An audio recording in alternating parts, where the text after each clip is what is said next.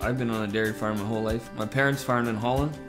We were born and raised on a farm there, and in 1990 Dad decided to take the farming over across to Canada to give every one of his boys a chance to farm. So we located here in Norwich in Ontario, Canada. We started in 1990 then. We purchased an existing farm. Dad being European, we wanted to switch to a freestall. So we switched to a freestall operation, and at that time we bought our first Harvestore silo. Dad put up a 25 by 90. We added another one as we grew. Eventually me and my brother took over, and we grew the herd from 60 when we started. We grew it to 280, and always having the idea to split the farm. When the original split was done in 2007, and in the spring, I relocated here. My other brother Remco took over the home farm, where he currently is also milking 150 animals. I grew up on a dairy farm in Wallacestown, Ontario. I always wanted to be a dairy farmer, so I went to school to Guelph, and I took the animal science degree. And after I graduated, I went to work for Slicksars as an AI technician. My wife was from a dairy background, so when we settled here together, you know, my plan, we were milking 125 at the time, so together she manages the cow, she does the breeding, she looks after the calves, and then I do maintenance, feeding. I deal with the cows, I deal with the robots. You know, together we can grow this operation, and we'd like to grow it to a 200 cow dairy facility.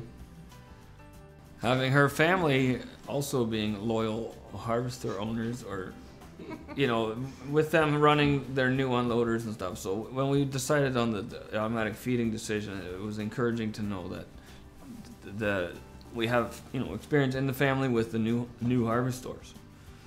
So it gave us more confidence in moving ahead. The bunker technology, which has become a very predominant method of storage, does not lend itself very well to automated feeding.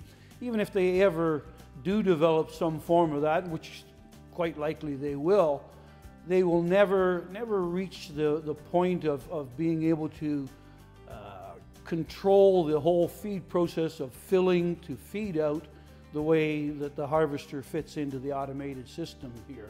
Feed quality is still number one, and especially forage, because we've just come through a cold snap here where a lot of people are finding out that they're feeding frozen feed.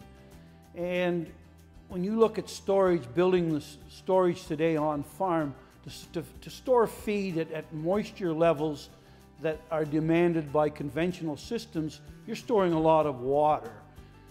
Feeding half forage, half snow to cows doesn't lend itself to providing adequate energy for cows that are already requiring 15 or 20% more because of the cold weather. To me, that you'll never escape that, no matter how much you automate a bunker or a bag or a conventional storage system. So when we started in 2006, we said right away automation. We were going to automate the milking. And having done that for so many years, when it came time to look at feeding, we always had it in our mind to go bunkers and automatic feeding. But judging the feeding systems that are coming in or are installed now with the bunker system, it just caused me to look at other alternatives, as in labor savings and just in general simplicity. Other feedings that are complicated, and you're still dealing with frozen forages and different forages, and so then we started looking at uprates or Harvestore system.